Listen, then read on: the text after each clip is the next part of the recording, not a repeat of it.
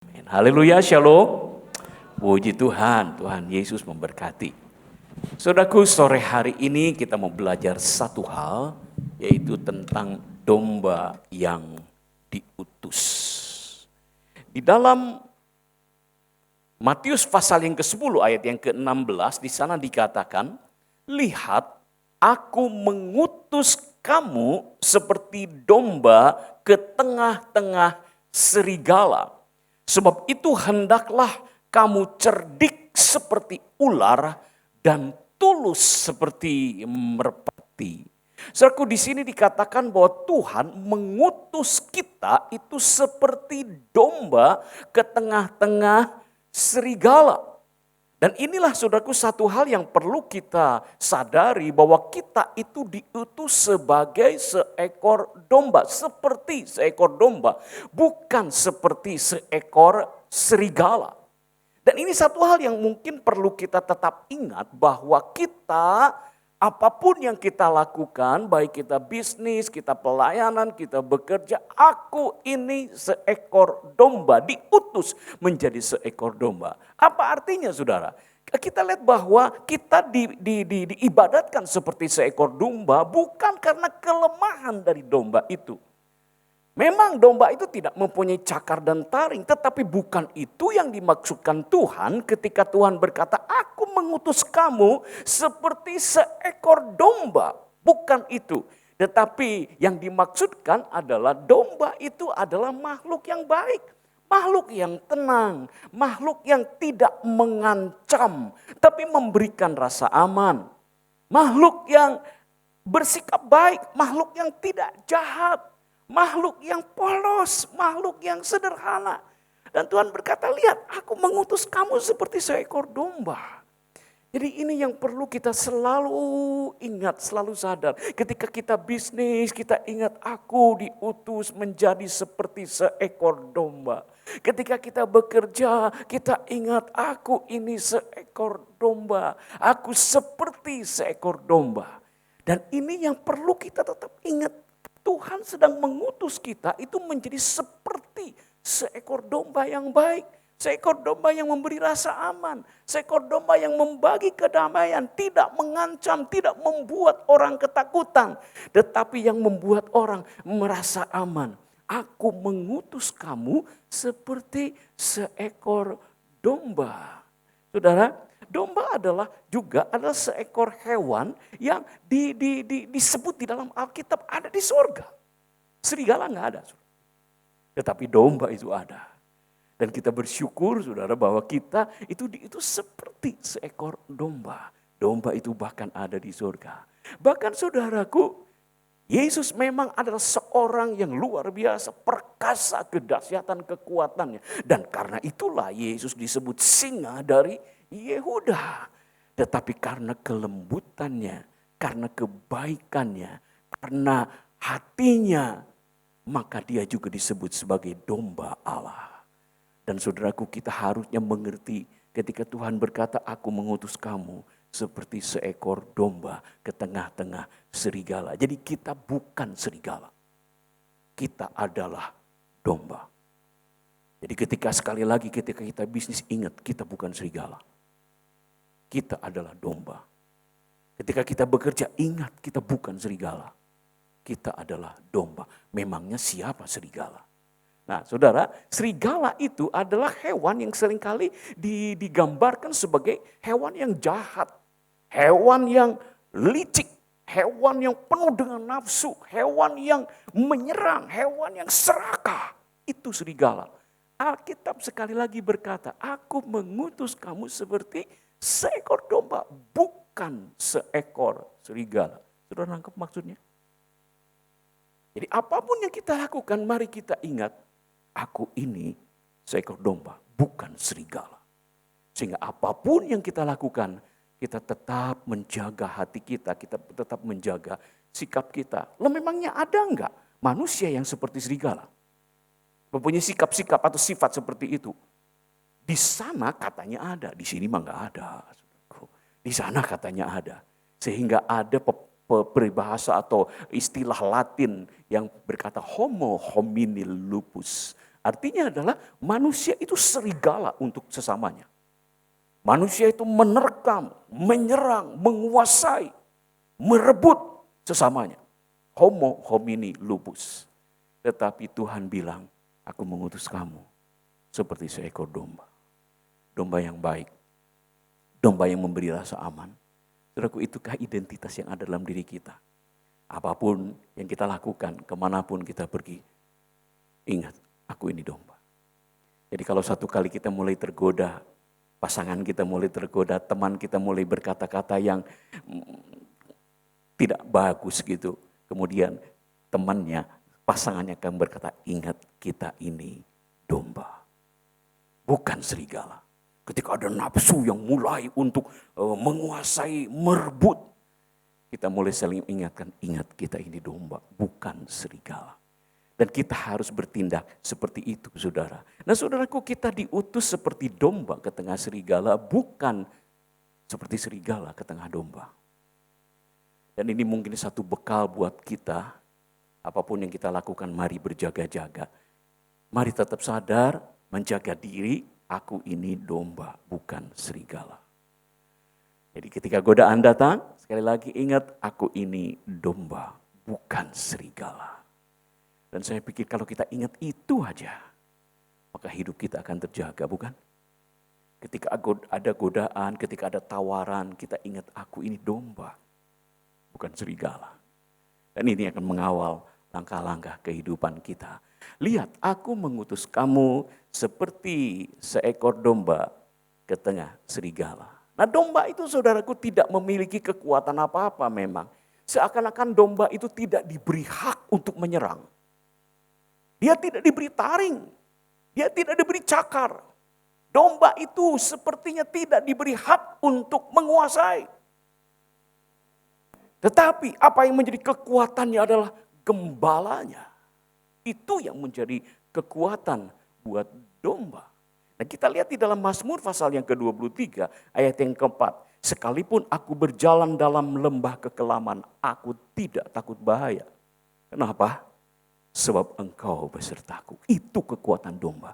Kita tahu bahwa Mazmur 23 bercerita tentang Tuhan adalah gembalaku dan aku adalah dombanya. Dan Daud menulis, sekalipun aku berjalan dalam lembah bayang-bayang maut, sekalipun aku tidak takut bahaya. Bukan karena dia punya taring, bukan karena dia punya cakar, tetapi karena dia besertaku. Gadamu dan tongkatmu, itulah yang membuat rasa aman, yang menghibur hidupku. Aku mengutus kamu seperti seekor domba, bukan seekor serigala. Dan biarlah hari ini kita lebih lagi menyadari identitas kita adalah seekor domba, bukan seekor serigala. Nah, saudaraku, Alkitab juga berkata, karena itu hendaklah kamu cerdik seperti ular dan tulus seperti merpati. Kalau kita pikir, saudaraku, siapa yang lebih cerdik? Serigala atau domba? Domba atau serigala? Yang lebih cerdik siapa? Kira-kira aja siapa kira-kira? Menurut bayangan kita, pikiran kita, yang lebih cerdik domba atau serigala? Dan seringkali kita mungkin pernah melihatlah sebuah film atau apapun di National Geographic atau apapun, seekor domba yang dikepung oleh serigala. Serigala bekerja berkawanan dan domba itu ada di situ kebingungan. Dan kita bisa melihat serigala itu seakan-akan mengatur sebuah siasat yang cerdik untuk menerkam si domba itu. Apa yang dilakukan si domba? Apakah si domba bisa berpikir dengan cerdik? Jarang sekali kita lihat itu, bukan? Kita melihat si domba itu tidak bisa berbuat apa-apa di tengah kepungan serigala. Hanya satu keselamatan yang bisa meloloskan si domba ini. Yaitu apa? Suara dari gembalanya. Ketika gembalanya mengeluarkan suaranya, maka dia selamat. Itulah domba. Kecerdikan dia tidak punya, seakan-akan seperti itu. Dan serigala seringkali lebih cerdik daripada domba. Nah, Alkitab bilang, orang-orang dunia ini seringkali lebih cerdik daripada anak-anak Tuhan. Ya itulah, saudara. Dan kita lihat juga kadang-kadang domba itu begitu cerdiknya sampai dia bisa memakai bulu domba. Serigala berbulu domba. Nah itulah saudaraku. Dan Alkitab juga bilang tidak heran kalau iblis pun menyamar menjadi malaikat terang. Itulah kecerdikan seekor serigala. Sedangkan domba itu tidak memiliki hal itu. Dia tidak punya hak untuk membalas, dia tidak punya hak untuk menyerang. Ya, itulah domba. Tapi Tuhan bilang apa? Aku mengutus kamu seperti domba, hendaklah kamu cerdik seperti ular. Nah saudara, ada enggak orang domba yang melakukan perbuatan seperti serigala? Mungkin ada saudaraku. Ada juga domba berlaku seperti serigala. Tapi kalau domba berlaku seperti serigala, ya saya pikir itu lupalah. Sekali dia baca Alkitab, dia bertobat. Sekali dia dengar firman Tuhan, dia dengar khotbah, dia sadar, dan dia pun bertobat. Domba mungkin khilaf seperti itu. Tapi ketika dia dengar firman, ketika dia baca firman, dia kemudian kembali bertobat. Alangkah berbahayanya apabila domba terus-terus melakukan perbuatan serigala. Dia akan lupa dengan dirinya. Dan kemudian dia tidak bisa masuk lagi bergabung dengan kawanan domba itu. Tetapi di kawanan serigala dia menjadi mangsa. Hancur saudara. Karena itulah kita perlu tetap sadar, aku mengutus kamu seperti seekor domba, bukan serigala. Aku mengutus kamu. Tetapi kita harus cerdik dan tulus. Nah saudaraku, cerdik itu sebenarnya tidak bermasalah dengan cerdik. Cerdik itu kan bagus. Tetapi masalah yang pernah terjadi di Taman Eden, ular, cerdik seperti ular. Dan kita mungkin pernah agak curiga, loh cerdik kok seperti ular? Ular kan Taman Eden. Kita ingat seperti itu. Sebenarnya saudaraku, yang menjadi masalah bukan soal cerdik. Yang menjadi masalah soal ketidakadaan ketulusan. Itu yang jadi masalah. Dan ular itu tidak memiliki ketulusan. Kalau kau makan buah itu, kau akan jadi seperti Tuhan. Kecerdikan tanpa ketulusan adalah kelicikan. Kelihayan tanpa ketulusan adalah likiat. Kan seperti itu sudah. Dan Alkitab bilang kita harus cerdik dan kita juga harus tulus.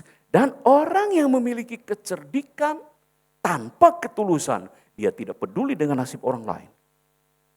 Yang perlu dia pikir bagaimana aku mengambil sebanyak-banyaknya seperti serigala. Dia tidak peduli mengorbankan orang lain, dia tidak peduli merugikan orang lain, yang penting dia terkam saja itu.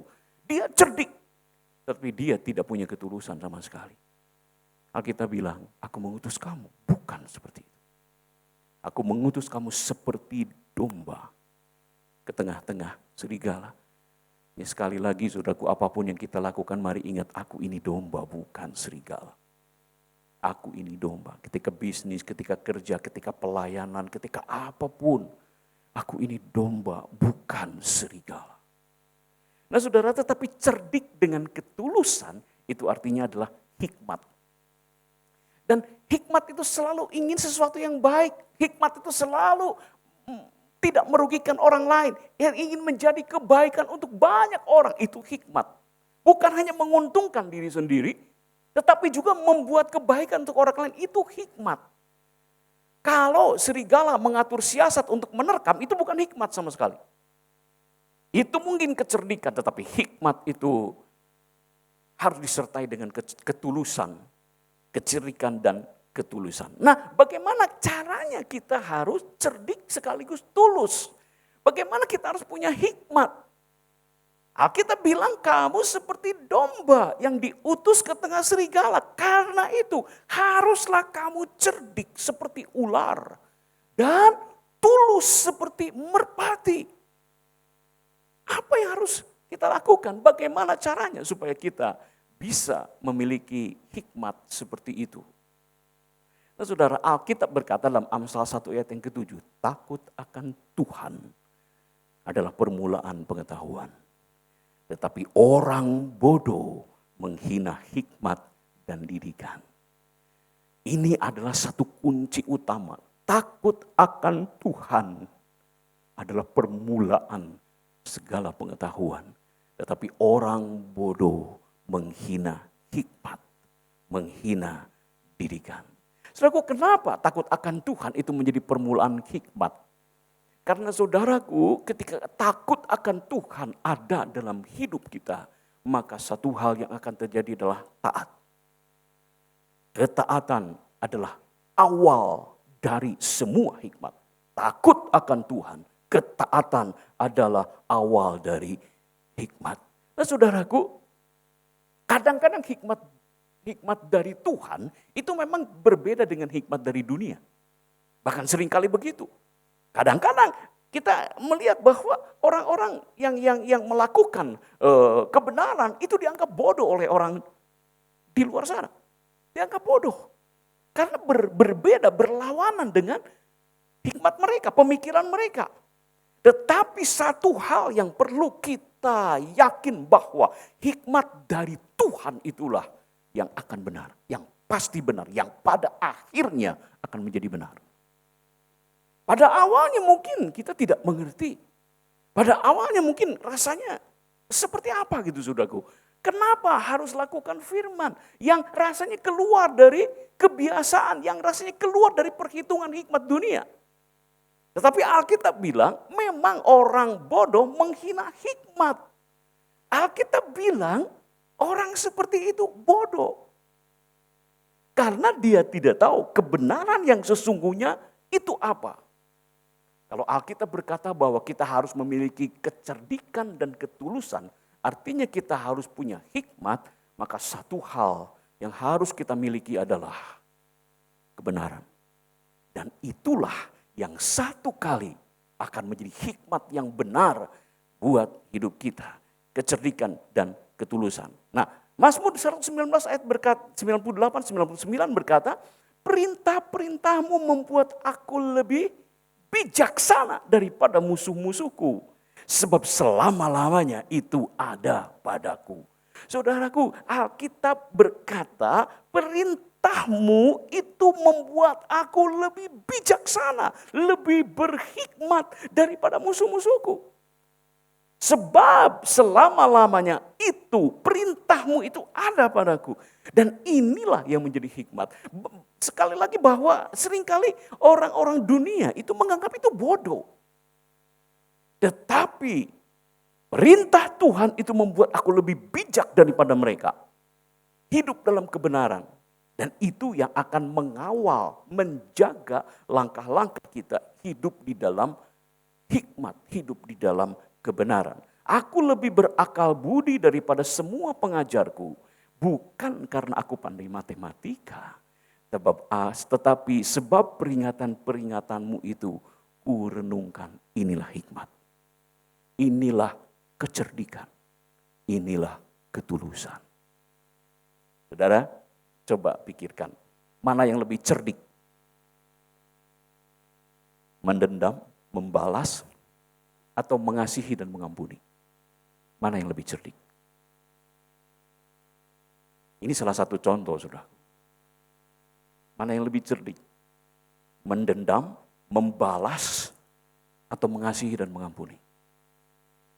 Bukankah dunia akan berkata, kalau kau ditipu cepetiau, balas sampai satu kali, kamu bisa mengambil dia nopetiau, kamu cerdik. Dan kalau ada orang berkata,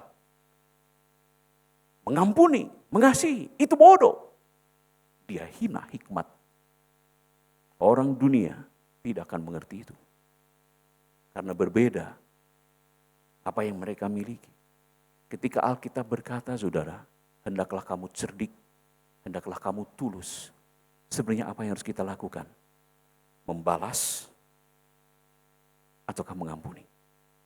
Manakah yang lebih cerdik? Mari kita pikirkan. Dalam jangka pendek, mungkin membalas kalau bisa 7 kali lipat seperti kepada Kain. Kalau bisa 70 kali 7 kali seperti Lameh. Itu lebih cerdik.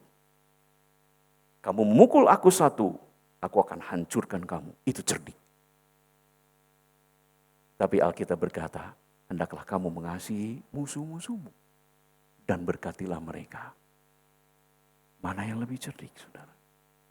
Pada satu hari kita akan melihat. 1 Korintus 1 ayat yang ke-20.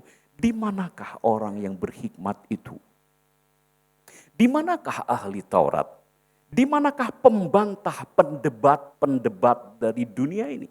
Bukankah Allah telah membuat hikmat dunia ini menjadi kebodohan? Saudaraku, mentaati firman Tuhan adalah kecerdikan. Mungkin hari ini kita belum mengerti, kita belum tahu, kita belum melihat. Tetapi satu saat nanti hikmat dari Tuhan itu yang akan ternyata benar. Mana yang lebih cerdik? Karena itu hari ini ketika Tuhan berkata, lihat, aku mengutus kamu seperti domba ke tengah serigala. Kamu harus cerdik. Kamu harus tulus. Punya hikmat. Dan hikmat yang terbesar berasal dari Dia. Baca Alkitab. Hidup dalam ketaatan. Mungkin hari ini kita dianggap bodoh seperti tadi Alkitab katakan. Orang bodoh menghina hikmat. Tetapi sebenarnya satu kali akan ternyata bahwa hikmat dari Tuhan itulah yang benar. Pasti terbukti. Walaupun hari ini kita belum melihat itu. But someday kita akan lihat itu. Hikmat dari Tuhan itu yang benar. Haleluya. Saudaraku, ingat kita itu diutus seperti domba. Bukan seperti serigala. Dan kekuatan kita berada dalam perlindungan gembala agung, gembala besar kita. Hidup di dalam kecerdikan, hidup di dalam ketulusan, dalam firman. Sekali lagi intinya adalah satu kali kita akan lihat hikmat Tuhan itulah yang akan terbukti benar. Dan kemudian Alkitab juga berkata, aku mengutus kamu. Dan inilah satu hal yang perlu kita tetap sadar bahwa aku ini sedang dalam perjalanan diutus. Kita semua sekarang ini sedang berada dalam perjalanan, dalam ketika kita sedang diutus, kita menjadi duta, kita menjadi wakil Tuhan di sini. Dan kita tahu bahwa setiap kali kita diutus, kita itu membawa nama dari siapa yang mengutus kita. Dan apabila kita ingat terus saudara, kita akan bisa menjaga diri. Ingat, aku ini sedang membawa nama Tuhan. Aku sedang diutus. Bukan tentang diriku sendiri ini. Tetapi tentang siapa yang mengutus aku. Bukankah itu seorang yang diutus? Seorang yang diutus itu bukan bawa dirinya. Tetapi membawa siapa yang ada di belakang dia. Yang mengutus dia. Dan apabila kita tetap ingat, kita tetap sadar bahwa saya ini sedang dalam pengutusan, kita sadar kita sedang membawa nama Tuhan. Dalam apapun yang kita lakukan. Ingat, jaga nama Tuhan yang mengutus kita. Saudaraku, saya kadang-kadang salah ngomong. Ya sering bercanda gitu ya. Ketika bercanda tiba-tiba ngomong, aduh salah ngomong. Dan ketika salah ngomong kan nyesel, aduh gimana ini saya salah ngomong, saya salah. Bukan masalah apa-apa. Itu kan si kok, si nukot banyak. Gitu. Kunaon ngomong gitu. Padahal waktu bercanda kadang-kadang kan ada celah-celah saya yang salah ngomong gitu. Dan itu mengganggu saya benar-benar. Kadang-kadang berhari-hari saya ingat, aduh saya salah ngomong. Dan seperti yang kita tahu bahwa sebuah perkataan yang sudah diluncurkan katanya seperti peluru yang sudah ditembak, nggak bisa diambil lagi katanya begitu. Dan itu membuat bukan masalah apa-apa saudaraku. Saya takut jadi batu sandungan, itu aja. Coba saya membawa, di belakang saya itu ada nama Tuhan. Jadi hal ini juga Tuhan bilang, aku mengutus kamu, itu artinya kita sedang mewakili siapa Tuhan itu. Ketika kita sedang bisnis, ketika kita sedang kerja, ketika sedang di jalan tol. Ingat kita membawa nama Tuhan. Apalagi di belakang mobil kita itu ada stiker. Tuhan Yesus sahabatku, Tuhan Yesus penolong hidupku. Waduh benar-benar itu kita sedang membawa nama Tuhan. Ketika kita dikepot tahu kan? Waduh itu kan panas kayak begitu. Waduh. Itu kan darah tensi tiba-tiba naik, kemudian memangnya gua nggak bisa, Dan pada saat itulah istrinya berkata, "Pi, kita domba, bukan serigala. Kita sedang diutus." Ya minimal, walaupun ngomong, tapi ingat juga mulai turun juga, saudaraku, gas mulai diangkat. Ingat bahwa kita sedang diutus. Kita sedang membawa nama Tuhan dalam apapun yang kita lakukan. Kita perlu menjaga diri, kita perlu menjaga sikap kita, karena kita sedang diutus. Dan karena itulah ayat 1 Yohanes 2 ayat yang ke-6 berkata, "Barang siapa mengatakan bahwa ia ada di dalam Yesus, maka ia wajib hidup sama seperti Kristus telah hidup." Karena kita sedang mewakili, membawa namanya. Dan tentunya seharusnya orang melihat Kristus. Aduh, saudaraku, ngomong ini berat. Ngomong ini berat. Saudara ngertilah maksudnya. Karena ya kita penuh dengan kelemahan. Tetapi inilah kebenaran, firman standar yang perlu kita tahu, yang perlu kita dengar. Bahwa barang siapa mengatakan bahwa ia ada dalam Kristus, ia wajib hidup sama seperti Dia yang mengutus kita. Supaya orang melihat Kristus dalam hidup kita. Nah, saudaraku, satu hal yang menyatakan Kristus yang terbesar itu adalah kasih. Dan kasih inilah menjadi identitas utama sebenarnya dari orang-orang percaya, dari orang-orang milik Kristus. Yohanes 13 ayat 35. Dengan demikian semua orang akan tahu bahwa kamu adalah murid-muridku, yaitu jikalau kamu saling mengasihi. Saudaraku, orang Kristen itu bisa dikenal karena dia pergi ke gereja. Kemana? Oh, ke gereja. Oh, orang Kristen. Atau tetangga dengar ada lagu pujian keluar dari jendela rumahnya. Oh, orang Kristen. Atau sekali lagi ada stiker di mobilnya. Yesus adalah penyelamatku. Oh, orang Kristen.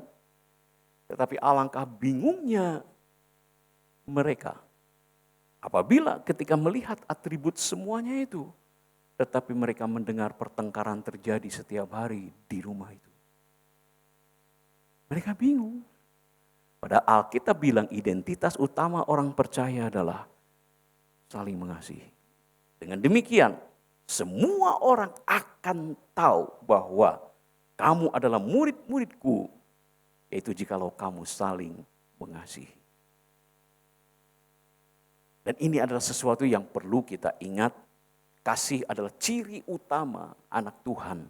Kasih adalah identitas utama anak Tuhan. Tanpa kasih orang bingung. Siapa orang Kristen itu?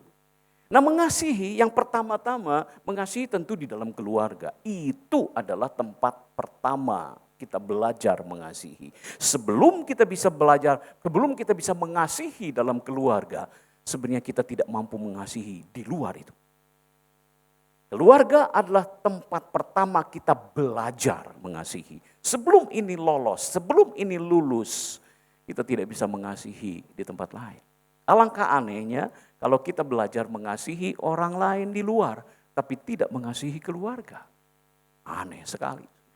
Itu sangat aneh. Nah, kalau kita melihat, saudaraku, di dalam keluarga itu kan ada suami, istri, anak, orang tua. Katakanlah itu keluarga, intinya seperti itu. Siapa yang paling banyak menerima kasih di dalam keluarga? Suami, istri, anak, atau orang tua? Kalau kita berpikir, saudara, hal yang seorang yang paling banyak menerima kasih di dalam keluarga umumnya adalah seorang anak. Dan kalau untuk anak habis-habisan pun siap. Bukan cuma habis-habisan, habis beneran, saudaraku, siap. Itu untuk seorang anak. Tapi siapakah orang yang kurang menerima kasih dalam keluarga? Suami, istri, atau orang tua? Suami istri kita sering bahas, tetapi mengasihi orang tua jarang sekali. Dan kadang-kadang, saudaraku, mengasihi orang tua itu menjadi satu hal yang terlupakan. lupa untuk mengasihi orang tua. Saudaraku, saya pernah diminta untuk membahas satu hal di dalam pranikah, yaitu mengatur keuangan dalam keluarga. Dan kemudian saudaraku di session itu ada beberapa pasangan atau ya calon pasangan pengantin yang akan menikah beberapa waktu kemudian. Dan satu hal ketika membahas keuangan dalam keluarga, saya berkata begini kepada mereka. Dengerin, kalau kalian nanti sudah menikah, kemudian kalian berbisnis, kemudian kalian sukses, ingat kepada orang tuamu. Jangan lupakan mereka. Walaupun orang tuamu kaya, tapi perhatikan mereka. Ingat kepada mereka, berikan tanda kasih kepada mereka. Mungkin mereka tidak perlu uangmu, tetapi kasih hati itu loh. Ketika kita berikan kepada mereka. Belajar untuk mengasihi orang yang selama ini dalam keluarga terlupakan. Semuanya untuk anak. Ingatkah kita kepada orang tua? Ya tentu saja kita harus mengasihi anak, suami, istri, harus saling mengasihi dan orang tua. Juga jangan dilupakan. Saudaraku, apakah ada orang yang melupakan orang tuanya? Di sini mah enggak ada. Di Singapura ada. Kenapa saya bilang di Singapura? Ingat kan kisah Lee Kuan Yew? Yang satu kali melihat seorang tua yang terlunta-lunta. Tidak punya rumah, saudaraku, di Singapura loh. Tidak punya rumah, dan ini masalah besar. Dan ketika kemudian diketahui bahwa sebenarnya dia punya rumah, tapi kemudian dia wariskan kepada anaknya. Dan kemudian anaknya ini ternyata mengusir orang tuanya dari rumah. Yang sudah diwarisinya dari orang tuanya. Lee Kuan Yew marah. Sampai kemudian dibatalkannya proses waris itu. Dan hari ini dia sempat menulis sebuah undang-undang tidak boleh mewariskan kepada generasi selanjutnya sebelum dia meninggal. Kecuali dia bikin sebuah wasiat saja. Karena peristiwa itu. Dan kalau kita lihat di Singapura sekarang, saudara, orang-orang tua diberi pekerjaan. Supaya mereka memiliki satu harga diri. Supaya mereka mesti bersemangat dalam kehidupan. Kita harus belajar untuk mengasihi orang tua. Saudara, saya tidak punya kesempatan itu. Mama saya meninggal ketika usia saya belum genap 12 tahun. Papa saya meninggal ketika usia saya belum genap 20 tahun. Dan hari ini masih ada pengandaian-pengandaian seandainya papa mama masih ada. Tapi setiap orang, kita semua yang masih punya papa, masih punya orang tua, punya mama, yuk lakukan sesuatu. Belajar mengasihi. Kalau kita tidak belajar mengasihi keluarga kita tidak bisa mengasihi orang lain. Kita belajar mengasihi keluarga kita pertama. Kemudian yang kedua adalah belajar mengasihi saudara seiman. Baru belajar untuk mengasihi saudara seiman. Setelah di dalam keluarga kita belajar mengasihi saudara seiman. Saudaraku, alangkah indahnya kalau ini semua domba-domba ini dan kemudian saling mengasihi satu dengan yang lain, saling memperhatikan, saling mendukung, saling membangun, saling menolong.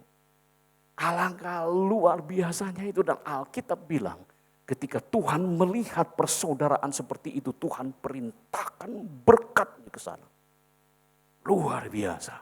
Ketika saudara-saudara ini berdiam dengan rukun, saling mengasihi, akan ada berkat yang luar biasa. Dan itu sesuatu yang Tuhan sudah janjikan. Bahwa berkat itu akan datang ketika saudara-saudara saling mengasihi. Lalu ketika kita ke gereja, pernah enggak sih kita mendengar sebuah kalimat seperti ini, orang Kristen kok begitu? Pernah dengar, saudaraku? Nah, kalau ada pernah yang berkata begitu, kita dengar orang ngomong begitu, kira-kira ini orang Kristen baru atau orang Kristen lama? Orang Kristen kok begitu? Lama atau baru? Siga nama orang Kristen baru kan. Dia masuk ke gereja dan kemudian dia surprise. Orang Kristen kok gitu? Ini bagus gak? Bagus untuk dianya. Dia masih punya standar. Hari nggak seorang Kristen kudu kumaha? Maka dia akan berkata, bukankah orang Kristen itu harusnya A, B, C, D. Tapi sayang sekali dalam cerita itu dia tidak menemukannya. Sehingga dia surprise, dia kaget, dia heran. Kristen kok begitu? Rupanya ini orang Kristen baru. Kemudian datanglah orang Kristen yang sudah agak lama di gereja. Sudah punya pengalaman di gereja. Dan kemudian apa yang dia bilang kepada orang Kristen baru itu, ya memang orang Kristen kan sama saja. Nah ini punya pengalaman rupanya. Orang Kristen sama aja. Nah setelah itu datang orang Kristen yang sudah lebih dewasa. Stabil dalam iman, tidak mudah kecewa dengan kelemahan orang lain. Kemudian apa yang dia katakan? Yang dia katakan adalah, makanya kalau ke gereja jangan lihat orang. Saudaraku, kalau ke gereja nggak lihat orang, lihat siapa, lihat apa kan? Bukankah kita ke gereja karena ada orang? Coba kalau saudara datang ke gereja nggak ada orang. Lah terus harus gimana gitu? Tapi seringkali kita dengar, enggak lah ke gereja ulah nempon jelema. Ini satu hal ada benar tapi banyak salah. Ada benernya, artinya adalah yuk kita fokus kepada Tuhan, itu benernya. Tapi salahnya, memang ada apa dengan manusia-manusia di situ kan. Sehingga orang-orang berkata, ulah nempon jelema. Karena mungkin tidak ada kasih di situ. Orang Kristen sama aja dengan dunia. Tidak kelihatan seperti domba. Ternyata sama aja. Yang harus kita rindukan adalah satu kali ada orang datang ke gereja, bertobat, dan kemudian nah ini benar orang Kristen. Ini petobat baru. Dan orang ini kemudian menemukan rumah at home. Merasa dikasihi, menemukan komunitas yang dia sudah bayangkan bahwa orang Kristen harus seperti itu. Dan kemudian datang tuh orang kedua itu tuh. Dan dia kemudian berkata, memang orang Kristen mah beda. Tadi kan dia bilang, orang Kristen sarua wae. Tapi kita harus beda dengan dunia. Orang Kristen mah beda. Dan datanglah kemudian orang yang lebih dewasa itu dan dia akan berkata, makanya kalau kamu cari orang baik, cari orang benar, datang saja ke gereja. Wih, mantap. Dan semua orang akan tahu bahwa kamu adalah murid-muridku. Jikalau kamu saling mengasihi. Kita sedang diutus. Seperti seekor domba ke tengah serigala. Kita diutus. Atau hari ini kita perlu sadar bahwa identitas kita sebagai orang percaya adalah belajar untuk saling mengasihi, menerima kelemahan orang lain, mengampuni dia, membangun dia, menolong dan memperhatikan dia. Nah setelah kita mengasihi seiman, saudara seiman, kita mulai belajar untuk mengasihi semua orang. Kita belajar untuk mengasihi. Bukankah Alkitab berkata, demikianlah hendaknya terangmu bercahaya di depan orang supaya mereka melihat perbuatanmu yang baik. Berbuat baik. Dan kemudian apa yang terjadi adalah mereka memuliakan Bapa yang di surga. Mari kita rindukan, mimpikan gereja itu menjadi domba-domba yang saling berbuat baik. Domba-domba yang saling mengasihi menjadi berkat satu dengan yang lain. Kita perlu tetap memiliki mimpi seperti itu.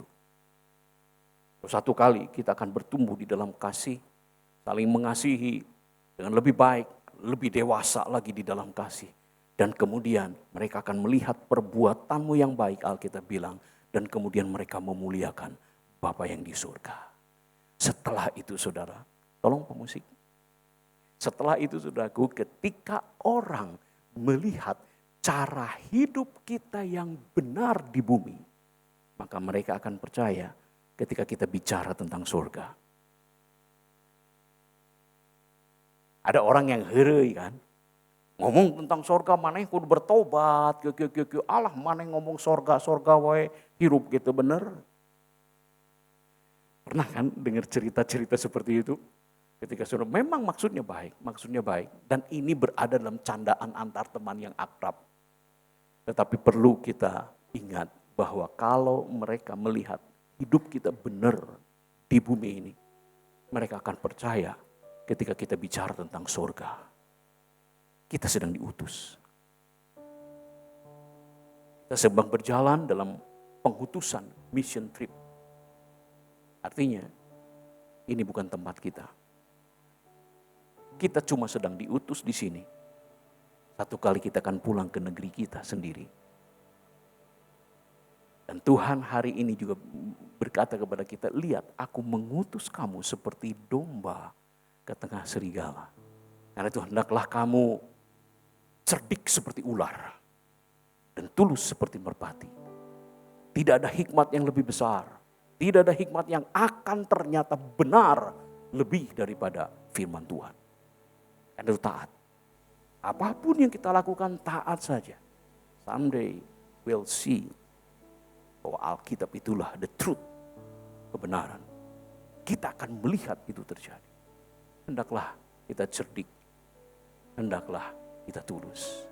Lakukan firman Tuhan. Saudara, kita mempunyai gembala yang agung. Kita punya gembala yang menjadi pelindung buat kita. Kita domba-domba. Dan kita berlindung kepada kekuatan gembala kita. Dan dialah gembala yang luar biasa. Menyertai kita. Menjaga kita. Menggenapkan apa yang telah difirmankannya. Itu gembala besar. Tapi tahukah kita? Sebelum dia menjadi gembala, dia pernah datang sebagai seekor domba. Dan ketika dia datang sebagai seekor domba, ketika dia hadir di dunia sebagai seekor domba, dia mengambil semua pemberontakan kita. Dan kemudian dibawanya ke atas kayu salib. Dan domba itu disembelih di sana. Sampai hari ini kalau kita membaca kitab Wahyu, kita membaca ada seekor domba yang disembelih. Yang seperti telah disembelih. Rupanya luka itu masih dinampakkan di situ. Pengorbanan itu masih dipertontonkan di surga. Kenapa demikian? Kenapa domba itu tidak lagi menjadi domba yang sempurna, tetapi seperti domba yang disembelih? Keagungan dan kebesaran Tuhan kita yang telah memikul seluruh dosa kita. Bahkan di surga pun dia tidak pernah lupakan itu. Bahwa dia sudah menebus, menanggung seluruh dosa kita. Tujuannya cuma satu. Supaya kita menjadi domba-domba yang aman. Tidak lagi dituntut sebuah penghukuman. Lihat, dia telah disembelih. Dosa sudah selesai. Dan sekarang, aku mengutus kamu seperti domba ke tengah-tengah serigala. Hendaklah kamu cerdik seperti ular, tetapi tulus seperti merpati. Berlindung dalam firman Tuhan, hikmat yang pasti benar. Kalau kita kekurangan hikmat, datanglah kepada firman. Datanglah kepada doa, minta hikmat, Alkitab bilang. Maka Tuhan akan ingatkan kepada firman Tuhan. Supaya kita hidup di dalam kebenaran yang satu kali akan ternyata benar. Hari ini saudaraku, mari kita kembali ingat siapa kita. Kita adalah domba, bukan serigala. Kita diutus ke tengah serigala. Dan kita perlu cerdik, kita perlu tulus dalam hikmat